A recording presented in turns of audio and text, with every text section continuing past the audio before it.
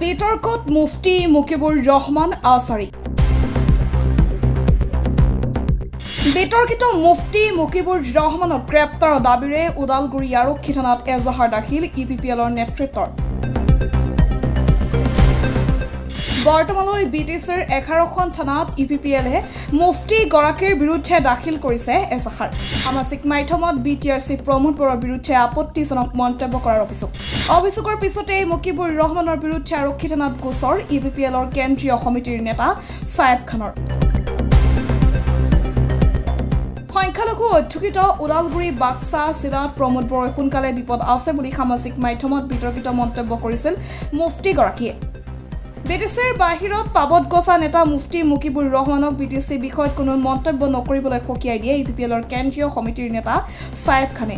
নিৰ্বাচনৰ প্ৰাক্ষণত বিৰোধী দল বিপিএফৰ হৈ ৰাজনীতি নকৰিবলৈ আহ্বান মুফতি মুকিবুৰ ৰহমানক। লগতে প্ৰমোদ বৰুৱাক জনমানসদীয় প্ৰতিপন্ন কৰিব খোজা বিপিএফৰ নেতা কামাল আজাদ শ্বাহজাহান আলী জমছেৰ আলী নামৰ একাংশ পাবত গছা নেতাক সক্ৰিয়নি কেন্দ্ৰীয় নেতাগৰাকীৰ। নিৰ্বাচনত আহিলেই টকাৰ লোভত জিটি দলৰ হৈ মুফতি মুকিবুৰ ৰহমানক ৰাজনীতি নকৰিবলৈ কঠোৰ সকিয়নি নেতাগৰাকীৰ। বিষয়টো সন্দৰ্ভত ওদালগুৰি আৰক্ষী থানাত মুফতি মুকিবুৰ ৰহমানৰ বিৰুদ্ধে এজাহাৰ ইপিপিএলৰ। বৰ্তমানলৈ বিটিচিৰ 11খন আৰক্ষী থানাত মুফতি গৰাকীৰ বিৰুদ্ধে দাখিল কৰা হৈছে এজাহাৰ। নিৰ্বাচনৰ প্ৰাক্ষণত সাম্প্ৰদায়িক মন্তব্য কৰি 2008 চনৰ লেখীয়া গোষ্ঠীগত সংঘৰ্ষ সৃষ্টি কৰিব খোজাৰ অভিযোগ মুফতি মুকিবুৰৰ বিৰুদ্ধে। অতি শীঘ্ৰে ওদালগুৰি জিলা প্ৰশাসনে এজাহাৰৰ ভিত্তিত মুফতি মুকিবুৰক গ্ৰেপ্তাৰ কৰাৰ দাবী ইপিপিএল নেতৃত্বৰ।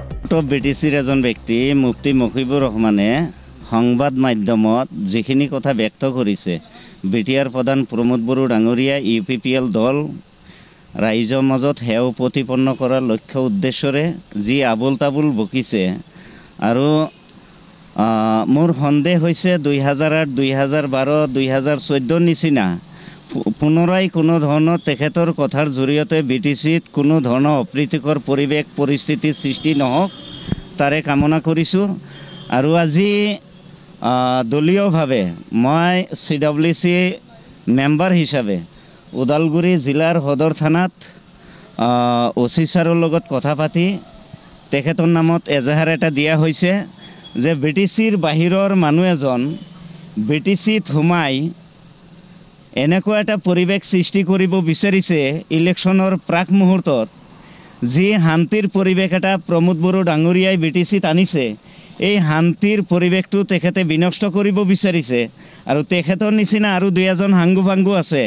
মই প্ৰশাসনক অনুৰোধ জনাইছোঁ এই এজাহাৰৰ ভিত্তিত তদন্তৰ আওতাত আনি যাতে বিটিচিত কোনো ধৰণৰ প্ৰব্লেম ক্ৰিয়েট কৰিব নোৱাৰে, তেখেতসকলৰ মুখৰ বাক্য তেখেতসকলে সংবাদ মাধ্যমত দিয়া কথাৰ যোগেদি যাতে কোনো ধৰণৰ কমিউনিয়েল ভায়োলেন্স বিটিচিত নহয় তাৰে কামনা কৰিছোঁ।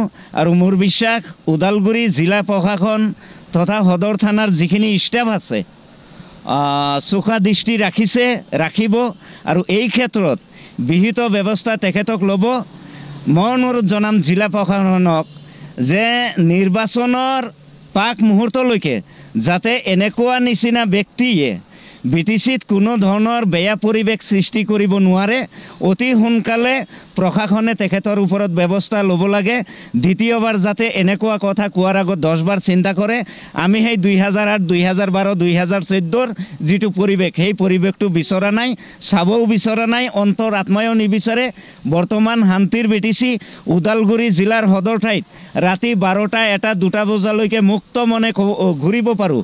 আৰু তেওঁলোকে যে এনেকুৱা ধৰণৰ বক্তব্য বা কথা ৰাখিব পাৰিছে, এই পৰিৱেশটো কিন্তু প্ৰমোদ বড়ো ডাঙৰীয়াই শান্তিৰ পৰিৱেশ যে সৃষ্টি কৰিব পাৰিছে তাৰ কাৰণে ক'ব পাৰিছে। কিন্তু কথাটো হ'ল যে মুখ খোলাৰ আগত বিটিচিৰ যিটো পৰিৱেশটো চাই কথা কোৱাটো ভাল, যাতে কাৰো মুখৰ কথাত মুখৰ বাক্যত বিটিচিত কোনো ধৰণৰ অশান্তিৰ সৃষ্টি নহয়। বিটিচিৰ 35 লাখ জনসাধাৰণে বিচাৰিছিল যে প্ৰমোদ বড়ো ডাঙৰীয়াৰ যিটো নেতৃত্ব, এই নেতৃত্বত আস্থা লৈ তেখেতৰ ওপৰত যিখিনি বিশ্বাস কৰিছিল 100% এই শান্তি ঘূৰাই আনিবলৈ প্ৰমোদ বড়ো ডাঙৰীয়াই সক্ষম হৈছে।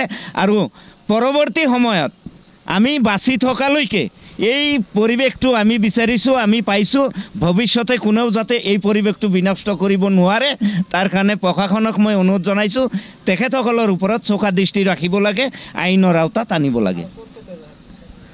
ইতিমধ্যে আমাৰ APPL দলৰ মাইনৰিটি চেল কমিটি 10খন সাব ডিভিজন জিলা কমিটিয়ে এতিয়ালৈকে প্ৰত্যেকটো জিলাই যিটো সদৰ থানা আছে সদৰ থানাত কেছ ফাইল কৰিছে।